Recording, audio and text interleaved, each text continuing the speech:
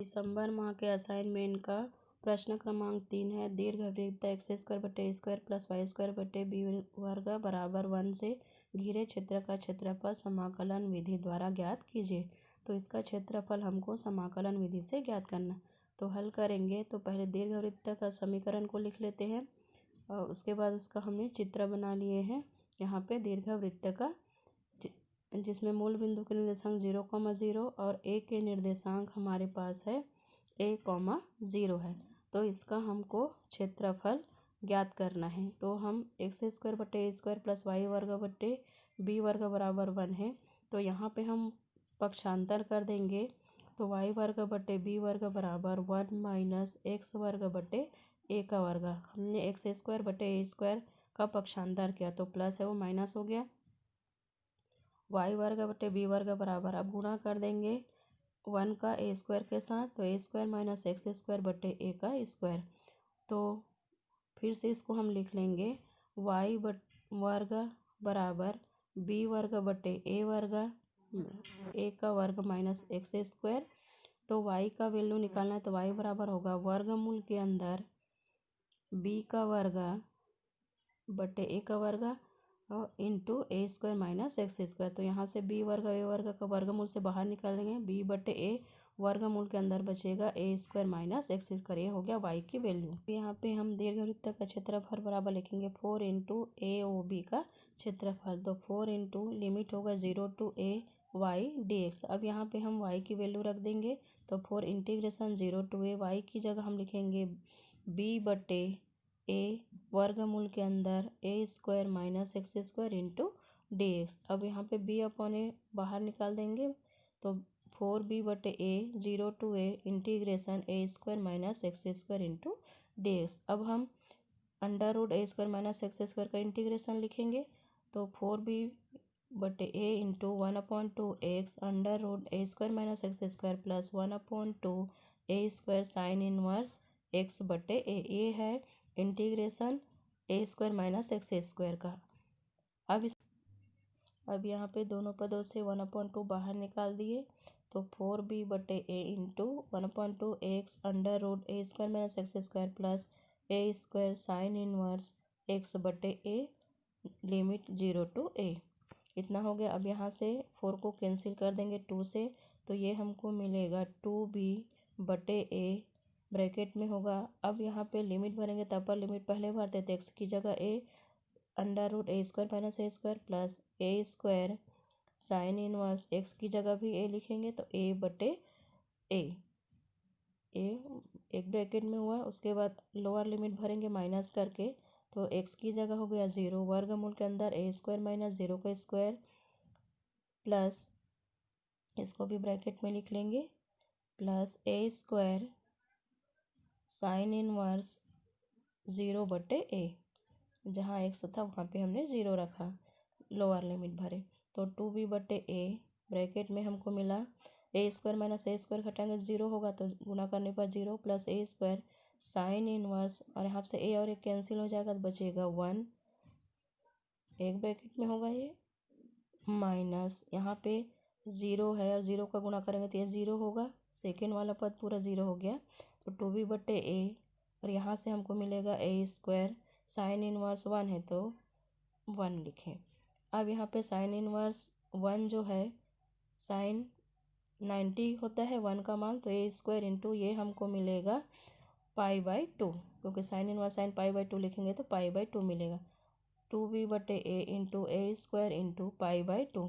अब यहाँ से कैंसिल कर देते हैं a और a कैंसिल 2 और 2 कैंसिल तो हमको मिलेगा यहाँ से पाई a और b। तो दीर्घवृत्त का जो क्षेत्रफल ये हमको मिल गया पाई ab वर्ग इकाई। तो ये होगा हमारा आंसर। अब अगला प्रश्न क्रमांक 4 है। ऐसे दीर्घवृत्तों के कुल को निरूपित करने वाला अवकल समीकरण ज्ञात कीजिए जिनकी नाभियाँ x अक्ष पर है तथा जिनकी केंद्र मूल बिंदु है। तो इसको भी हम हल करेंगे। तो सबसे पहले यहाँ पे हम मान लेते हैं माना दीर्घवृत्त का समीकरण है तो एक्स स्क्वायर बटे ए स्क्वायर प्लस वाई वर्ग बटे बी वर्ग बराबर 1। तो ये है हमारा दीर्घवृत्त का समीकरण। इसको दे दें इक्वेशन नंबर 1। समीकरण 1 का एक्स के सापेक्ष अवकलन करने पर तो यहाँ पे एक्स वर्ग का होगा 2x बटे ए का वर्ग प्लस वाई वर्ग का होगा 2y बटे बी वर्ग और y का होगा dy upon d x equal to 0। 1 का हो गया 0। तो इसको हम फिर से लिख लेंगे 2y बटे बी वर्ग dy अपॉन डी एक्स बराबर, पक्षांतर कर देंगे 2x बटे ए वर्ग का तो प्लस ए हो गया माइनस 2x बटे ए का वर्ग। दोनों पक्षों से 2 कैंसिल, y बटे बी वर्ग dy अपॉन डी एक्स बराबर माइनस x बटे ए का वर्ग। तो इसको हम फिर से लिख लेंगे तो y के बटे में हम x लिखेंगे तो y बटे x dy upon d x बराबर माइनस बी वर्ग बटे ए का वर्ग। ये हो गया समीकरण 2। अब इस समीकरण 2 के दोनों पक्षों का x के सापेक्ष अवकलन करने पर तो y बटे x फर्स्ट फंक्शन होगा तो y बटे x differentiation dy upon d x, तो इसका डिफ्रेंसिएशन होगा डी स्क्वायर वाई बटे डी एक्स स्क्वायर प्लस, अब डिफ्रेंसिएशन होगा y बटे x का तो d upon d x y बटे एक्स होगा और कांस्टेंट हम रखेंगे dy upon d x equal to minus b वर्ग बटे ए वर्ग का हो गया 0। तो y बटे एक्स डी स्क्वायर वाई बटे डी एक्स का स्क्वायर प्लस, अब ये अंश और हर के रूप में है तो इसका डिफ्रेंसिएशन एक्स वाई का हो जाएगा यहाँ पे d y upon d x minus, अब y कांस्टेंट रहेगा, x का डिफ्रेंसिएशन होगा डी अपॉन डी एक्स बटे हर का वर्ग, तो हर में x है तो ये होगा x का वर्ग d y upon d x equal to कितना हो गया 0। आगे हुआ y बटे एक्स डी स्क्वायर वाई बटे d x square plus x की जगह x है d y upon d x minus y का x का डिफ्रेंसिएशन 1 तो y बचा बटे x square d y upon d x equal to 0। तो इसको हम फिर से और लिख लेंगे तो ये होगा x y d square y upon d x square plus x d y upon d x पूरे का square minus y d y upon d x equal to 0। तो ये समीकरण 3 है और यही समीकरण 3 अभीष्ट अवकल का समीकरण है। तो ये होगा हमारा आंसर। यहाँ पे प्रश्न क्रमांक 5 है, अवकल समीकरण d y upon d x minus y बराबर कॉस एक्स का व्यापक हल ज्ञात कीजिए। तो इसका हमको व्यापक हल ज्ञात करना है इस अवकल समीकरण। तो हल में लिखेंगे तो लिखेंगे दिया गया अवकल समीकरण है d y upon d x minus y बराबर कॉस एक्स। इसको दे दिए हम समीकरण 1। अब इस समीकरण 1 की तुलना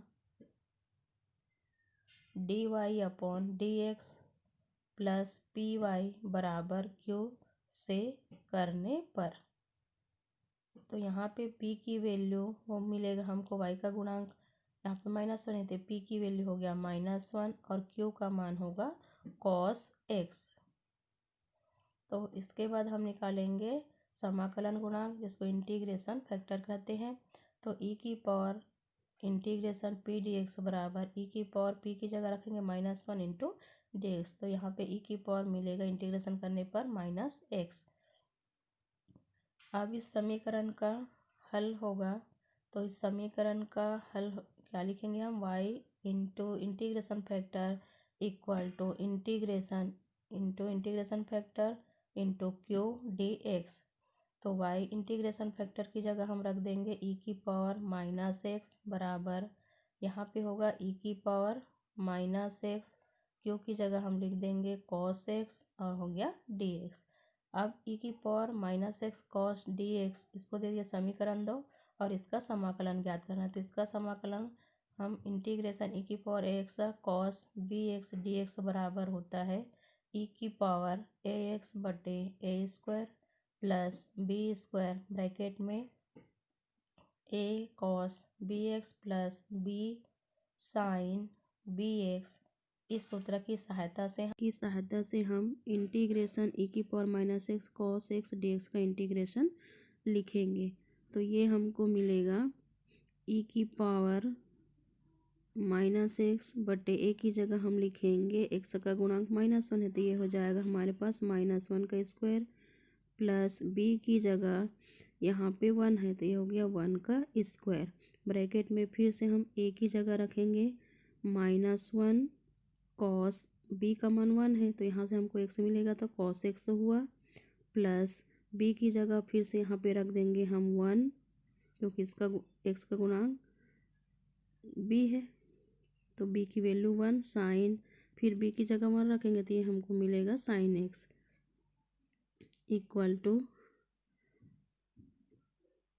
e की पावर माइनस एक्स माइनस 1 का स्क्वायर 1, 1 का स्क्वायर 1, ये हमको मिलेगा माइनस 1 का गुणा कॉस एक्स के साथ तो माइनस कॉस एक्स, प्लस 1 का गुणा साइन एक्स के साइन एक्स। अब इसमें आगे लिखेंगे e की पावर माइनस एक्स बटे 2, साइन एक्स धनात्मक है उसको पहले लिख लेंगे, साइन एक्स माइनस क्या हो गया कॉस एक्स, इसको दे देंगे हम समीकरण 3। अब यहाँ पे समीकरण 2 और 3 से समीकरण 2 और 3 की सहायता से हमने लिखा y e की पावर माइनस एक्स बराबर e की पावर माइनस एक्स बटे 2 ब्रैकेट में sine x minus cos x plus 3। अब y इंटू ई की पावर माइनस एक्स है वो बटे में चला जाएगा तो e की पावर माइनस एक्स कैंसिल होगा, प्लस c बटे e की पावर माइनस एक्स होगा तो ये हमको मिलेगा y बराबर sine x minus cos x बटे 2 प्लस c e की पावर हो जाएगा एक्स धनात्मक घात में हो जाएगा जो बटे में ऋणात्मक में होगा तो ये होगा हमारा आंसर।